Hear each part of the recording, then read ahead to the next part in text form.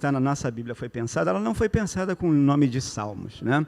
O nome em hebraico é Terrilim. Terrilim quer dizer louvores ou cânticos, certo?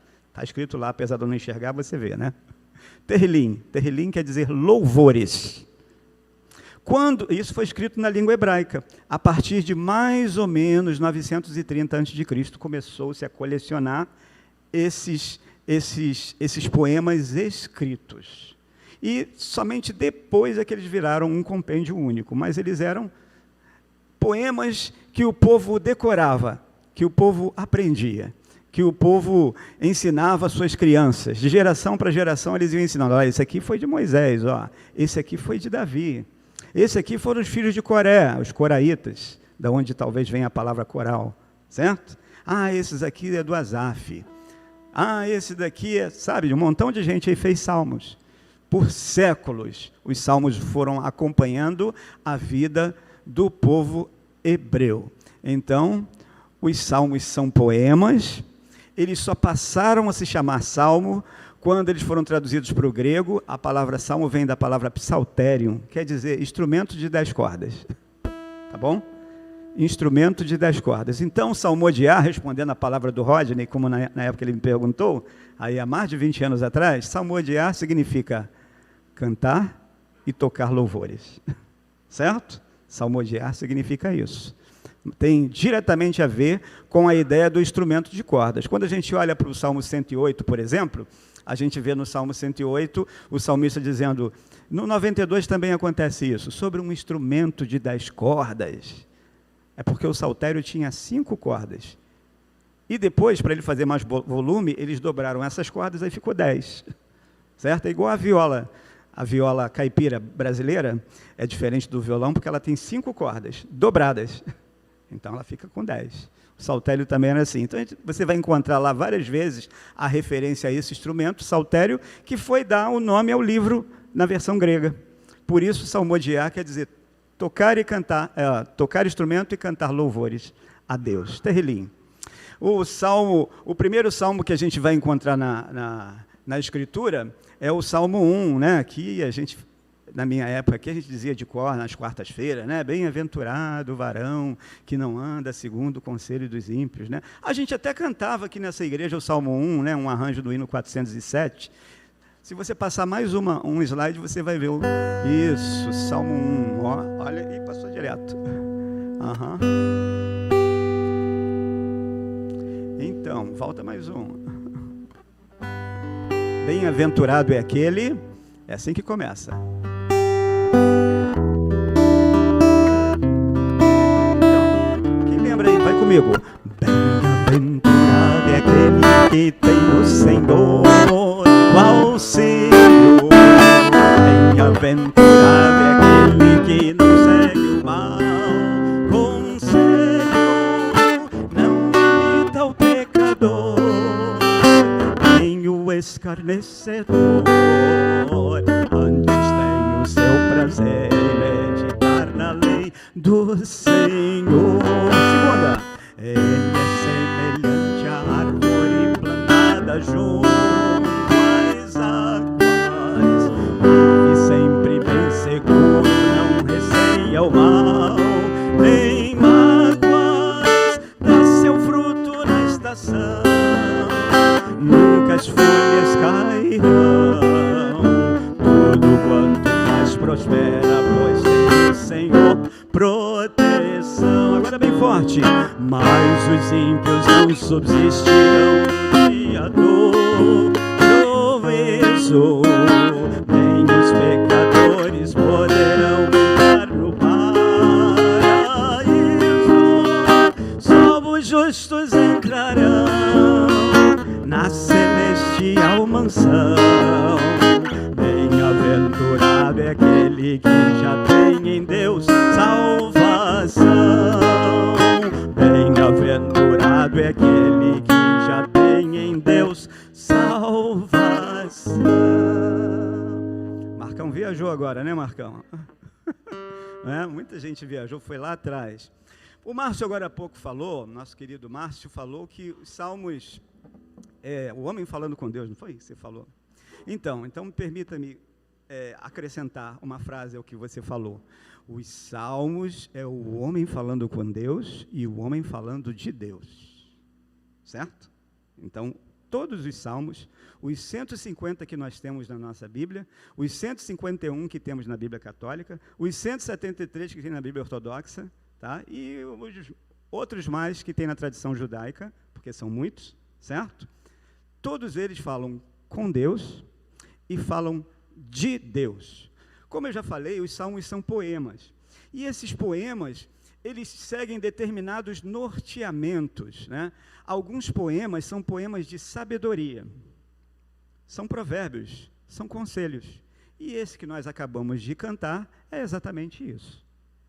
É um conselho, certo? Bem-aventurado aquele que não anda segundo o conselho dos ímpios.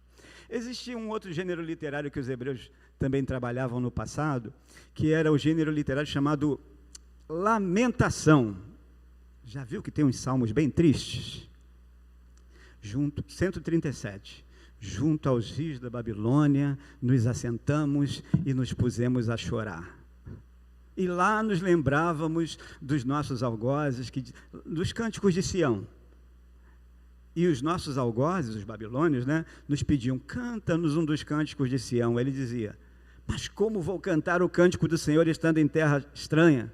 Não é isso? Então esse é um salmo triste, é uma lamentação. Na verdade, esse salmo termina bem mal, né? Se você ler lá no último versículo, você fica até chateado. No último versículo, ele tem uma imprecação. Imprecação é quando a gente fala uma coisa que não devia falar. Uma coisa que a gente pensa, mas não devia falar. Como a gente sabe que o salmo, muitas vezes, são orações, são coisas que o adorador colocou diante de Deus, mas não quer dizer que ele queria publicar. Então, veja, o Salmo 137, ele está falando de alguém que estava vivendo numa situação de grande tribulação, porque ele teve que sair da sua terra, ele foi deportado da Judéia, de Judá para a Babilônia, perdeu tudo o que tinha, perdeu amigos, perdeu parentes, e foi viver numa cultura estranha, uma cultura idólatra. E lá eles viviam praticamente como escravos. Então, no último versículo do 137, depois você pode ler, você vai ver que ele diz assim, abençoado, bendito é aquele que pegar um dos seus filhos, os filhos dos babilônios, e lançarem sua cabeça na pedra. Olha que coisa terrível, né? É embaraçoso isso, mas é o estado de espírito daquela pessoa que escreveu o salmo naquele tempo. Porque os salmos, eles vão acompanhando a vida e o humor das pessoas que salmodiam.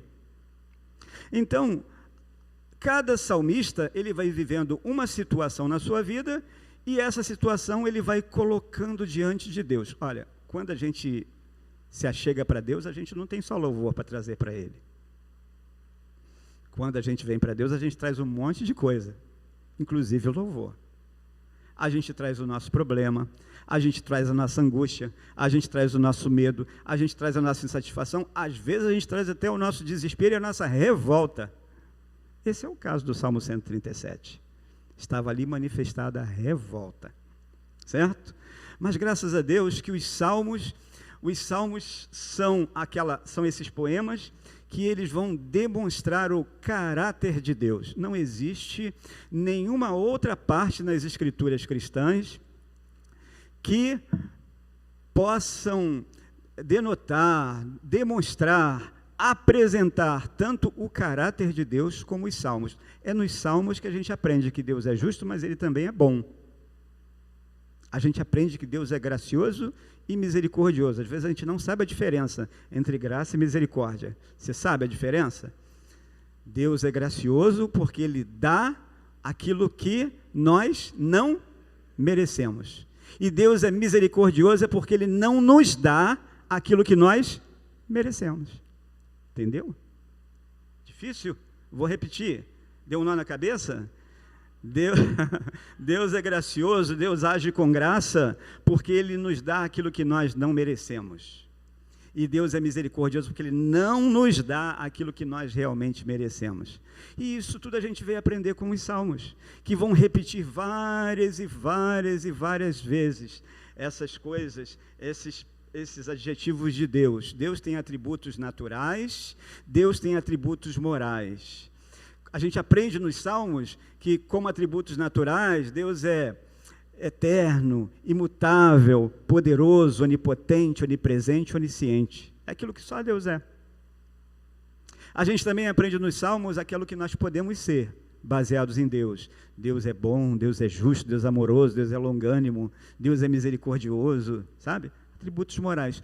Tudo isso nos é apresentado na coletânea de poemas chamados Salmos. Tem um deles que eu gostaria... Messias, me ajuda aí. Se você passar um pouquinho mais, você vai achar o Salmo 100... Passa um pouquinho. Isso, mais um pouquinho. Mais um pouco. Rendei graças ao Senhor, porque Ele é bom. Aí, está aí. É aí que a gente aprende de um Deus que é bom e cuja misericórdia, ou seja, Ele não nos dá aquilo que merecemos, dura para sempre. É aí que a gente aprende qual é a dimensão dessa bondade de Deus. Você conhece? É bem da antiga, hein? Se você conhece, me ajuda. Como é que fica? Assim, ó. Rendei graças ao Senhor, porque Ele é bom. Quero ouvir você. Rendei graças ao Senhor, porque Ele é bom. Olha bem forte. Porque a sua misericórdia para sempre.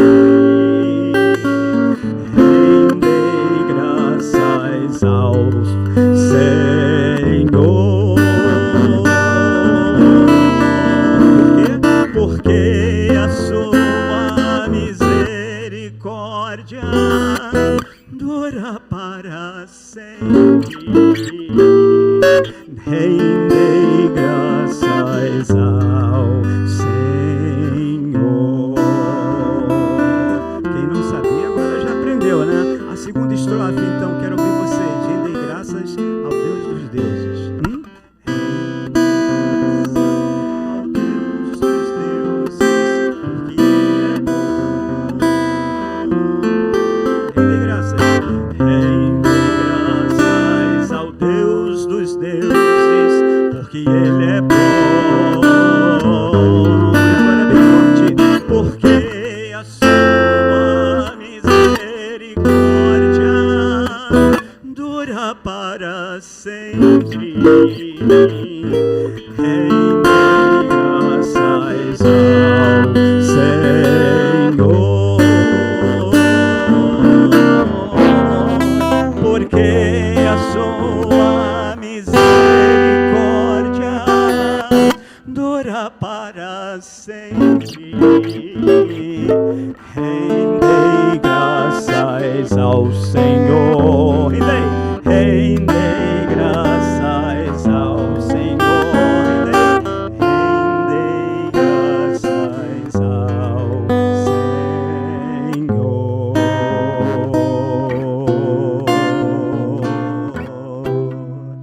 Não é maravilhoso a gente saber que temos um Deus que é gracioso, bondoso, misericordioso? Os Salmos dizem exatamente isso, que essa misericórdia, esse não nos dar aquilo que realmente merecemos, dura para sempre, é infinita, vai além dos céus. Agora, os Salmos, eles não trabalham assim de uma forma irreal, como se a vida do crente fosse só música, né? Fosse só cantar, tocar instrumento, não. Na verdade, boa parte dos Salmos são Salmos que denotam momentos de grande tensão, certo? Momento em que o indivíduo está muito tenso e ele fala de coisas assim, bem de dentro, bem do coração, né? No Salmo 142, agora você volta, Messias, por favor. No Salmo 142 há um exemplo bem claro disso, de um verso, de um poema que fala de dores lá de dentro da alma, né? E vocês sabem também como é que faz? Com a minha voz clamo ao Senhor, com a minha voz ao Senhor suplico, diante dele a queixar-me eu estou, diante dele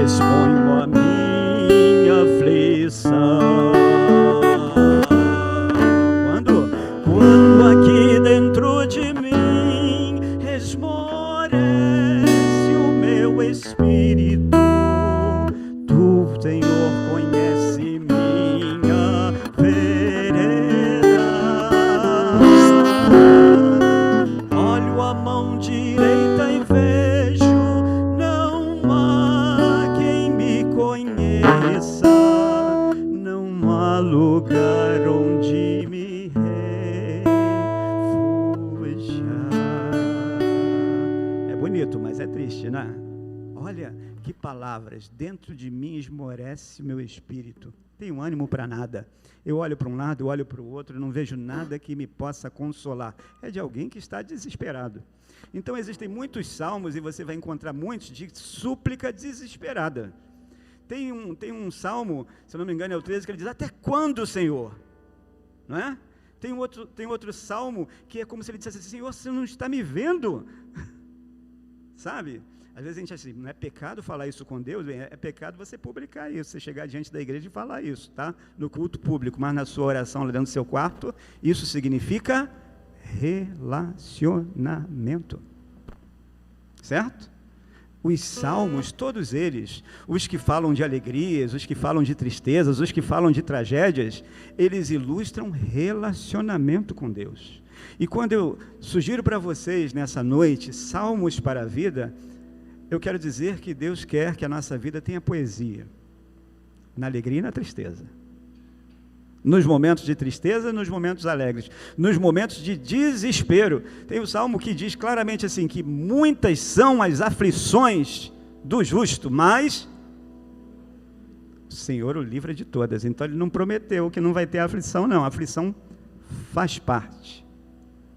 É a aflição da doença, é a aflição do desemprego, é a aflição da incompreensão, é a aflição do conflito familiar, é a aflição diversa, é a aflição do perigo, né? É a aflição da doença, é a aflição de toda sorte. Mas o Senhor nos livra de todas, os livra de todas, né? Tem um outro salmista que ele vai dizer assim, fui moço, agora sou velho, mas nunca vi. Está vendo? Certo? Está mostrando a fidelidade de Deus em meio às dificuldades da vida. Certo?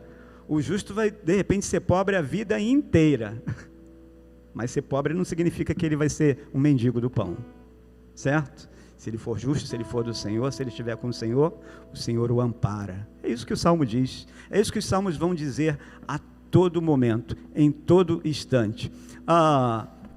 Não está aí, para o Messias não vai poder colocar, mas existem outros salmos que eles vão, assim, ser mais salmos de convite ao louvor e adoração. Certo?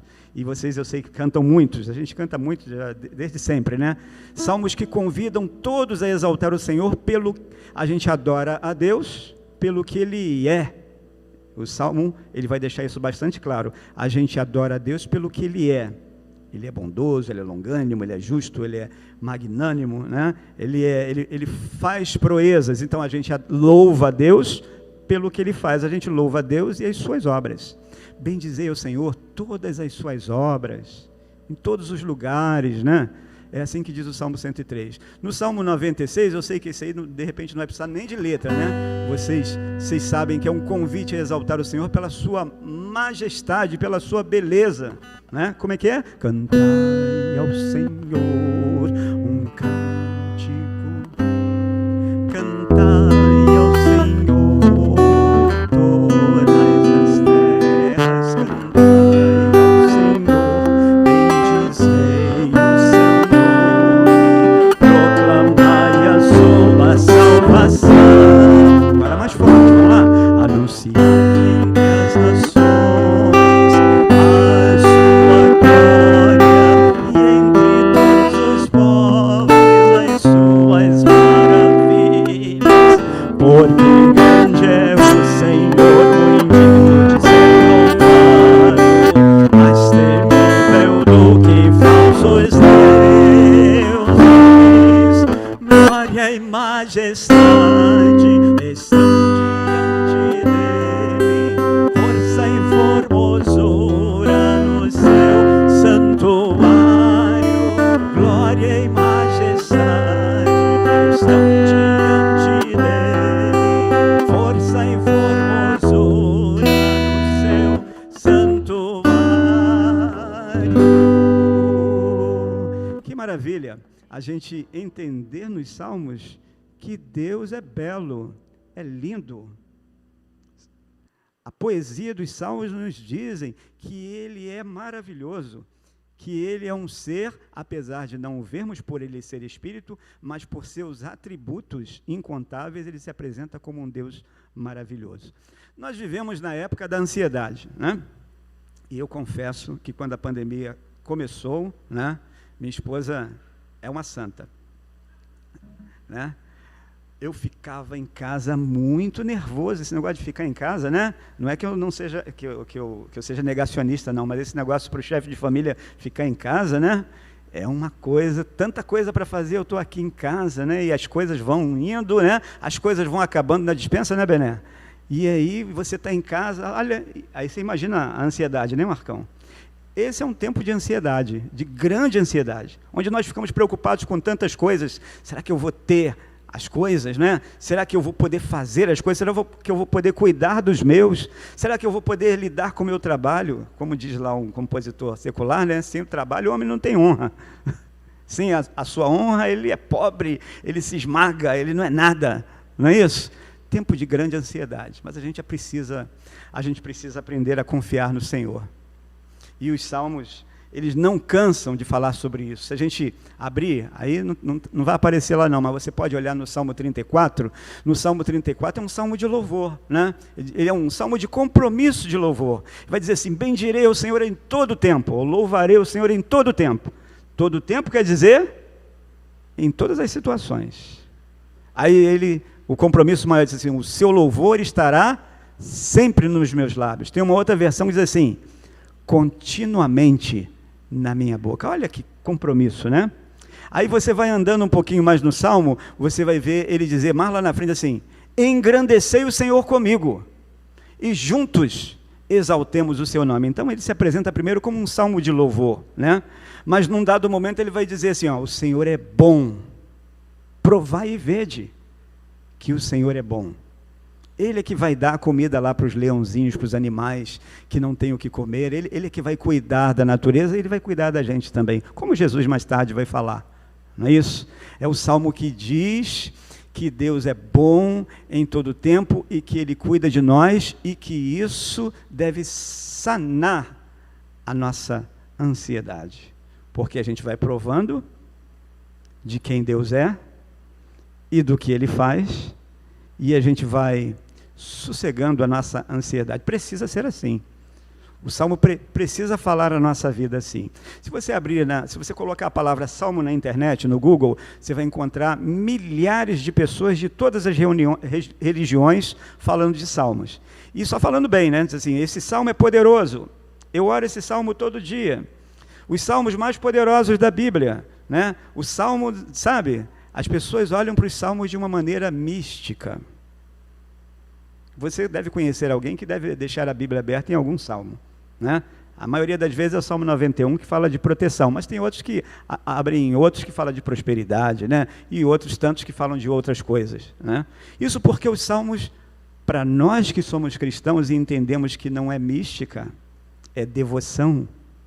É a gente se encontrar ali naquela oração, é a gente se encontrar ali naquele clamor, é a gente se encontrar o nosso coração ali no cântico e perceber que, apesar de afastados 3.000 anos do salmista, a gente vive as mesmas ansiedades, as mesmas angústias, os mesmos medos.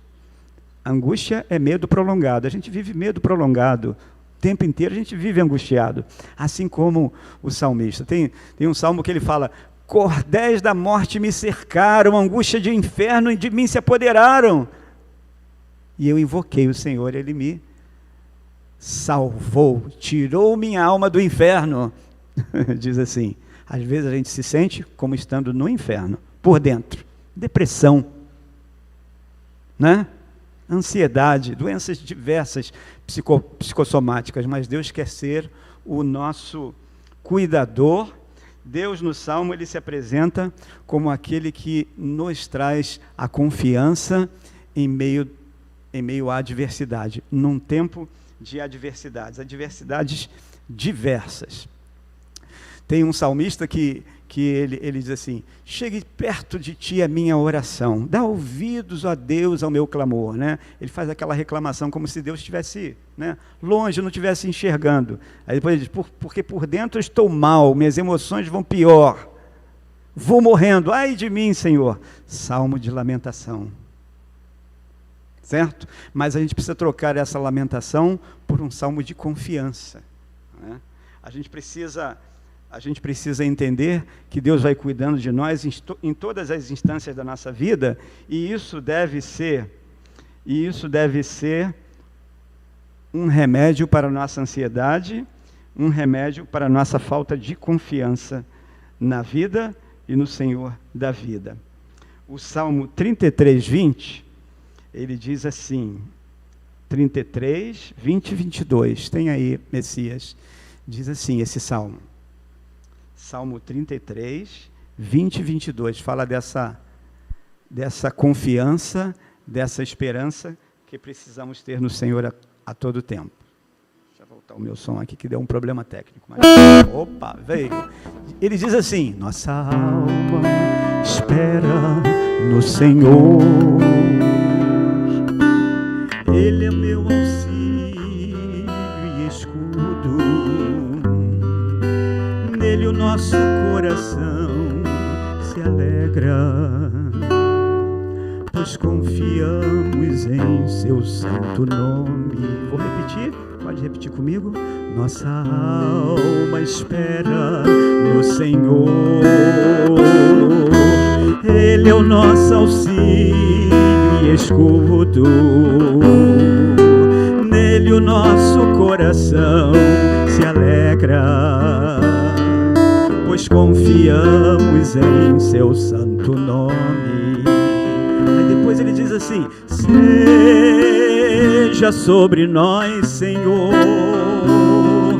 a tua misericórdia, como de ti esperamos,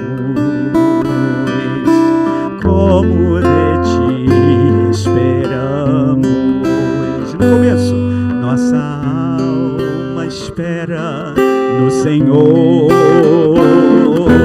Ele é o nosso auxílio e escudo, nele o nosso coração se alegra, pois confiamos em seu santo nome. Que maravilha é poder confiar no nome do Senhor e fazer menção desse nome maravilhoso em todos os momentos. Então, resumo do caso. Por favor, na última página, Messias.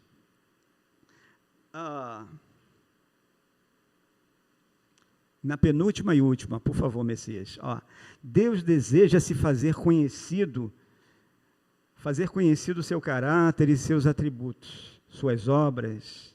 Esses são os temas dos salmos. Eles denotam esse relacionamento que nós devemos ter com Deus, certo? O caráter de Deus, caráter de Deus de ser bom, de ser justo, de ser longânimo, de ser em todo tempo misericordioso e gracioso. Número 2, que a nossa devoção, essa palavra devoção, ela nos parece tão estranha, né? Nós somos evangélicos, protestantes, e a palavra devoção é uma palavra que parece que pertence ao mundo católico às vezes, né?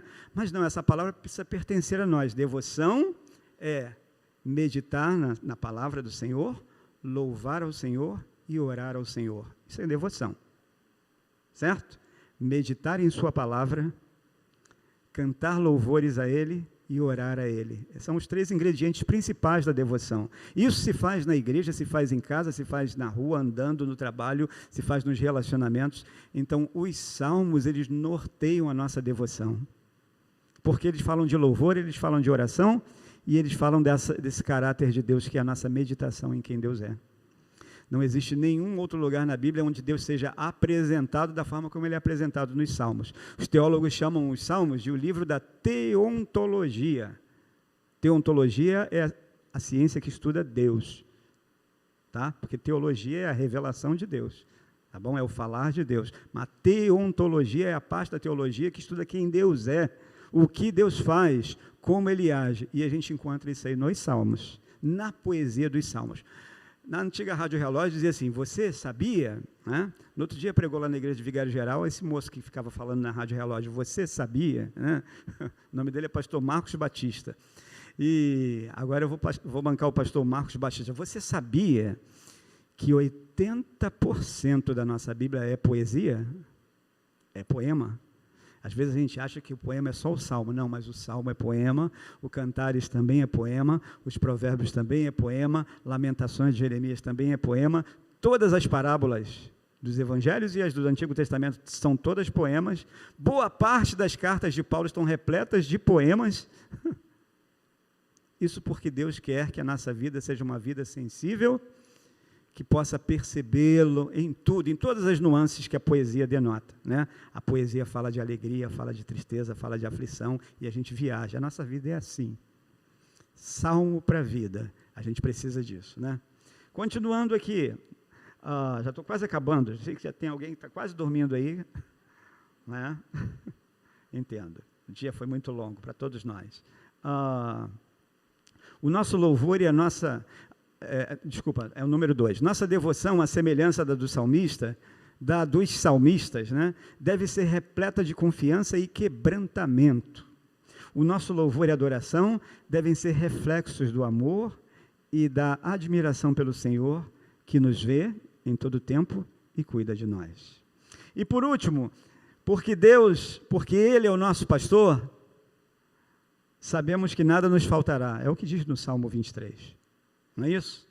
Porque Ele é a nossa fortaleza e nosso refúgio, socorro presente na angústia, nós confiamos, é o que diz no Salmo 46. Porque Ele reina soberano sobre a história, acima de tudo e de todos, nós estamos seguros. É o que diz o Salmo 99. Apesar do ser humano tentar, ele não vai conseguir destruir o planeta, né? Cada vez mais o planeta concorre mais para a destruição, mas Deus é soberano, Deus reina, né? E a gente precisa crer nisso, porque sabemos que enfrentamos aflições diversas, e Ele nos livra, então nós proclamamos isso, Salmo 34, porque Sua palavra, a palavra de Deus é que norteia e ilumina o nosso caminho, assim nós seguiremos, é o que diz o Salmo 119 o tempo inteiro, certo? Porque Deus é benigno, justo, misericordioso, temos alegria em louvá-lo e muito mais. Amém? Antes de eu terminar essa minha parte, eu vou chamar o Marcelinho. O Marcelinho vai cantar uma música do Salmo 126, né?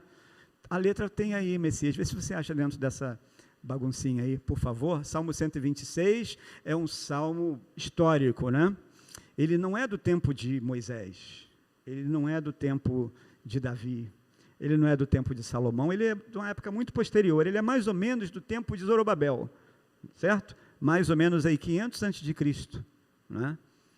É de um tempo onde as pessoas não acreditavam que fosse acontecer, mas aconteceu. Eles conseguiram voltar do cativeiro babilônico, certo? E aí Deus estava transformando toda aquela aflição do cativeiro em alegria. E é aí que diz, né? Quem sai andando e chorando vai voltar com alegria, trazendo consigo seus molhos. Que essa mensagem possa encher o nosso coração nessa noite. Os que semeiam em lágrimas, com alegria ceifarão. É isso que diz o Salmo. E é isso que a nossa vida precisa estar. São nessas cordas do saltério, né? Nas 10 cordas do saltério que a nossa vida precisa estar afinada. Amém? Vem, Marcelinho, olha, cobre mais do Marcelinho, que ele tem muito para dar, certo? Eu sei que ele trabalha muito, ele acorda muito cedo, ele vive, olha, se eu levo ele para ensaiar, ele dorme no ensaio, ele é muito, né, é um negócio, mas vocês precisam explorá-lo. Quando eu estava aqui, ele trabalhava muito mais, né, Márcio? Fazia muitos painéis, pintava muitas coisas, cantava, a gente saía com o coro para lá e para cá. Eu tenho certeza que ele e muitos outros sentem falta desse tempo, mas a gente precisa estar mais engajado na obra do Senhor. Cobre mais dele, porque eu também vou cobrar, certo?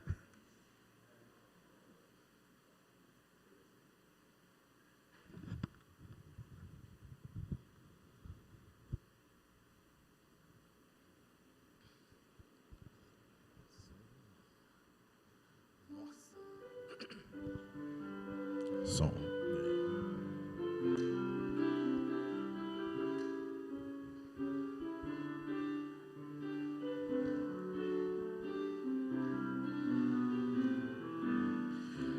Quando o Senhor restaurou a Sião, ficamos como quem sonha.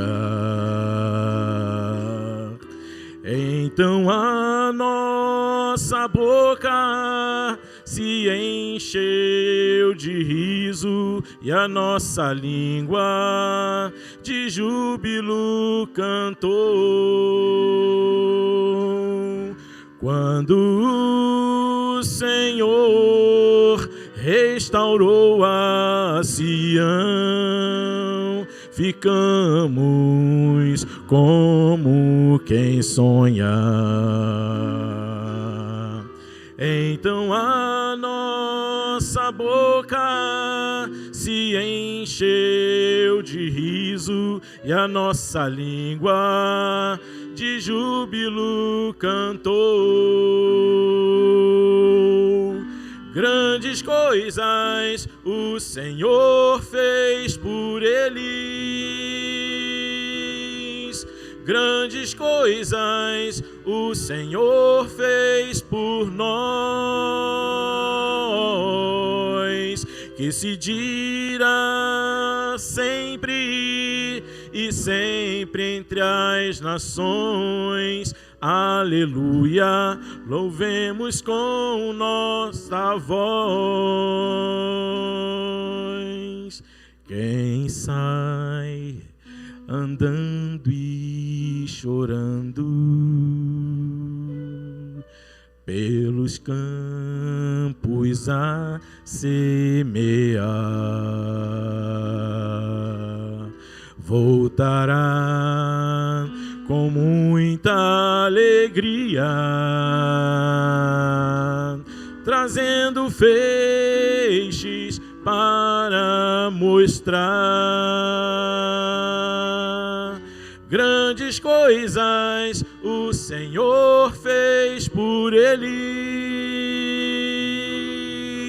Grandes coisas o Senhor fez por nós, que se dirá para sempre e sempre entre as nações. Aleluia, louvemos com alta voz. Grandes coisas o Senhor fez por eles. Grandes coisas o Senhor fez por nós, que se dirá para sempre e sempre entre as nações. Aleluia, louvemos com alta voz.